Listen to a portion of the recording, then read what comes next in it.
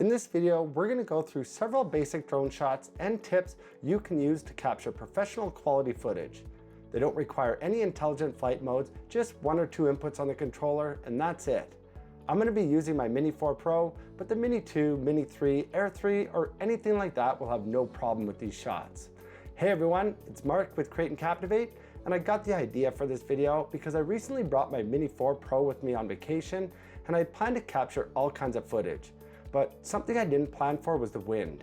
It didn't matter, morning, evening, day, night, it was windy, almost to the point where I figured it wasn't worth flying. But I brought my drone and I was determined to capture some footage.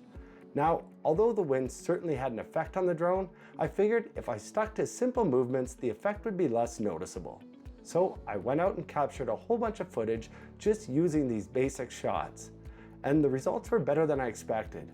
The wind in most shots was unnoticeable, and I came away with some epic footage that I wouldn't be able to get back home.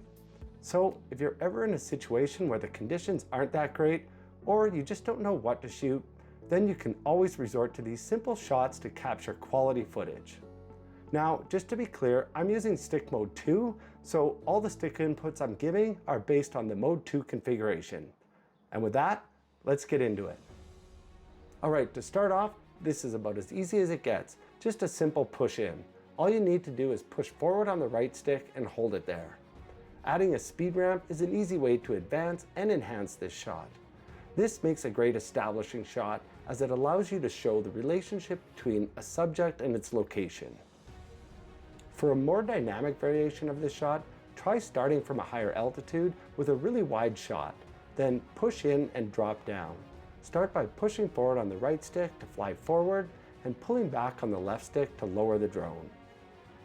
Now, these first two shots I just did manually, and although I said you don't need intelligent flight modes, using cruise control can make things a bit easier. All of these shots involve holding at least one input for the duration of the shot, so using cruise control is an easy way to get a smooth, consistent movement throughout the shot, and for shots that require two inputs, it takes care of one of them for you. Now, to set up the cruise control, you'll have to get into the main menu by tapping on the three dots in the upper right corner. Then go to the Control tab and scroll down until you see Button Customization and tap on that. In here, you can assign cruise control to either the C1 or C2 buttons. I'm going to use C2, so I'll tap on that. And then I can select cruise control by tapping on it down at the bottom. Now cruise control is set to my C2 button, and I'm going to use it in this next shot. So for this one, I'll start flying forward and press the C2 button to set the cruise control. And now the drone will just continue to fly straight forward. And when I want it to stop, I can just cancel the cruise control by pressing the red circle with the X on the left side of the screen. Now, for this one, I just wanted to capture a close shot by flying straight towards my subject. And this is something important I want to emphasize. Try capturing these shots from different angles. It's an easy way to add variety to your footage, and you'll get to see what works and what doesn't. Now, this shot also works well if you're shooting a sunrise or sunset. If you're not sure what to do, just try flying forward. Often the scene itself is interesting enough, and a simple movement, like in this shot, helps emphasize the movement of the water and clouds instead of distracting from it.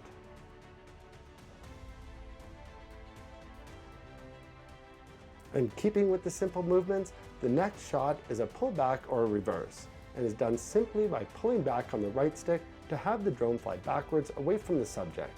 And this shot gives you the opportunity to show a subject from different perspectives. It starts with a close-up of the subject and transitions to a wide shot of the subject and its surroundings. Now, this shot can also be used to reveal a subject or location. If you start the shot facing away from the subject, with just a landscape or background shot, then fly backwards to reveal the subject and end with a wide shot of the subject or location within the landscape. Now, this brings me to another tip, and that's locking the exposure or setting the white balance to manual while you're recording. If your camera mode is in auto, simply tap and hold on the screen to lock the exposure. And if your camera mode is set to pro, you can tap on the camera settings at the bottom of the screen, and from here you can set the white balance to manual. And I'll show you an example of why. So in this shot, I left the white balance in auto, and at the beginning the white balance was on the warmer side at around 7,000 Kelvin. But as I continue to pull back, the sky suddenly turns very blue as the color shifts from warmer to cooler, with the white balance dropping to around 4000 Kelvin. And that right there will ruin a shot. Now, this next shot is similar to the last, except it's a pullback drop down, and for this, you'll just have to pull back on the right stick to start flying backward and pull down on the left stick to lower the drone. And you really want to be sure the flight path is clear before starting this shot. But I think it's a cool way to show a subject or location with the shot transitioning from a close high angle to a low wide angle shot.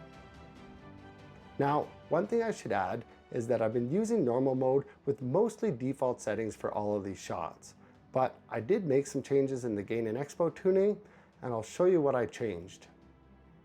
So if I go into the gain and expo tuning, in the normal mode settings, I lowered the max angular velocity from 80 down to 35. And then I also changed the gimbal settings. I dropped the max tilt speed from 15 down to 5 and increased the tilt smoothness from 8 to 15. I find with these settings, I have better control of the rotation and I get gimbal movements that are slow and smooth, but not too spongy, which will help with this next shot because this one is a pullback with a gimbal tilt. So start with the gimbal pointing straight down, then pull back on the right stick to get the drone flying backward. And this is another shot I'll use cruise control for. That just allows me to focus solely on the gimbal movement. And once you've established a smooth backward motion, slowly rotate the gimbal dial to the right to start tilting the gimbal up. And once you see the angle start to increase, just try to hold the gimbal dial steady to keep the gimbal raising at a constant rate. Now, the tilt always seems slow at first, but then slowly the background starts to get revealed. And this is the part where you really have to be gentle with the gimbal controls. You want to bring the tilt to a smooth stop. So know where you want it to stop so you can slowly ease off the gimbal input. In this shot, I wanted to have the horizon end up on the lower third of the screen. So I started backing off the gimbal input just after it dropped below the center of the screen. And knowing how you want your final shot to be framed will really help you bring the gimbal tilt to a smooth stop. Now, the next shot is a slide, which is another single input movement. Basically, you're just sliding past your subject by holding either left or right on the right control stick. This shot allows you to show a subject or location with it moving through the shot.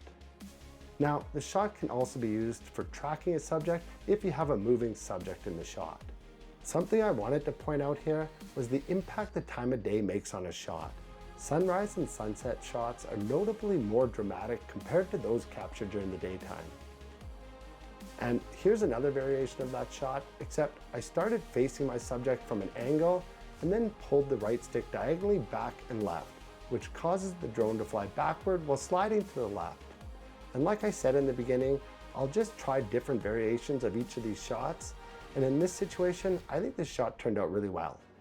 Now, this next shot is a rise up or a crane shot. And this just requires you to push forward on the left stick, which raises the drone straight up. This shot works really well if you have foreground elements. They add depth to the shot, and as the drone rises up, the focus will shift from the foreground elements to what's in the background. Now, adding a gimbal tilt to this also creates an interesting shot.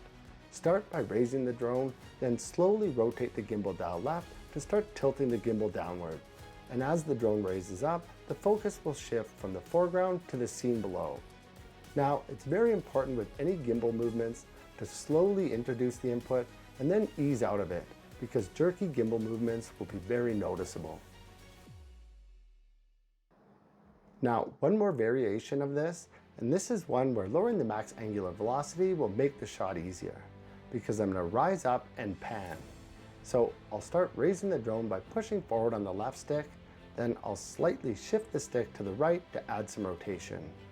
Now, you want to be gentle adding the rotation, just keep it slow and smooth and allow the viewer to take in the shot.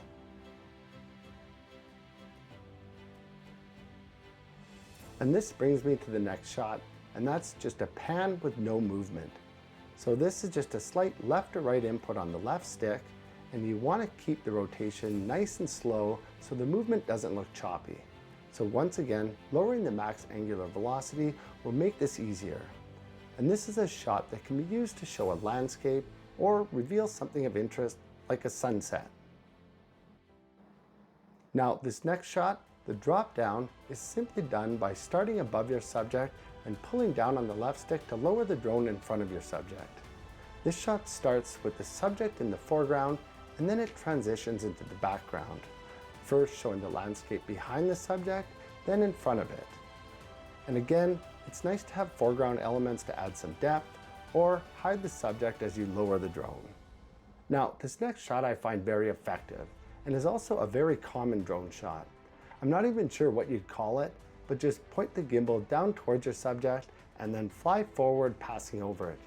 This shot draws attention to your subject below as it passes through the shot, but also allows the viewer to see the landscape surrounding the subject. Now, you can also add a variation to this shot with a gimbal tilt and transition to a top-down shot. For that, I'll start with my subject in the center of the frame and push forward on the right stick to start flying forward. Then slowly rotate the gimbal dial to the left to start lowering the gimbal. Once the gimbal starts moving, I'll try and hold it at a constant rate until it's pointing straight down. And this is another shot I'll use cruise control for, just so I can focus on the gimbal control. But this brings me to the next shot, and that's the top-down shot. For this one, just get up high enough and point the camera straight down to show your subject or location from a unique perspective. And really, you can add movement in any direction using the right stick, or add a rotation by moving the left stick either right or left. Or if there's something happening in the scene below, maybe you want no movement.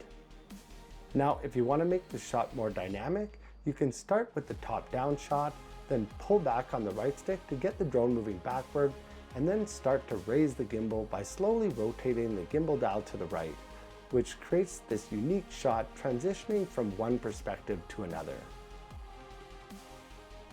Now, when it comes to transitions, the tilt-up reveal has to be one of the most versatile because it works in almost any scenario. Just start with the gimbal tilted all the way down, then push forward on the right stick to start flying toward your subject. And again, I'd recommend setting the cruise control once you get the drone flying forward. Then slowly rotate the gimbal dial to the right to start tilting the gimbal up. And you want to keep the gimbal tilting at a steady rate until the subject starts coming into the shot. Then start easing off the input to bring the tilt to a smooth stop. This shot really creates a sense of anticipation. It grabs a hold of your viewer's attention as the camera tilts up, revealing more of the scene until finally the viewer is presented with the shot of the subject or location. Now, I'd also recommend continuing the shot past the subject as long as you have a clear flight path ahead. And this really applies to all shots. Don't stop recording as soon as you think you have the shot, because I find sometimes even though I get the intended shot, when I'm watching it back, the recording ends and it feels incomplete, like there could have been more to the shot. So keep recording until the shot is clearly done. You can always trim off a few seconds of excess footage, but you can't add it if it's not there. Now, this next shot is a classic drone shot and one of my favorite, and that's the orbit. I just find it's a visually pleasing way to show a subject or location. The focus remains on the point of interest while the scene around it changes. And a lot of the time, I'll do more of an arc than an actual orbit, but either way, the stick movements are the same. To orbit left, move the sticks inward towards each other, and to orbit right, move the sticks outward away from each other. The right stick controls the direction of the orbit, and the left stick controls the rotation. And lowering the max angular velocity in the settings will make this shot easier. And those are some basic shots and tips that will hopefully provide you with some ideas when you're out capturing footage with your drone. And if you enjoyed this video and you found it helpful, please let me know by hitting the like button. And if you like this type of content, you should check out some of my other videos. And make sure you're subscribed, so I'll see you on the next one.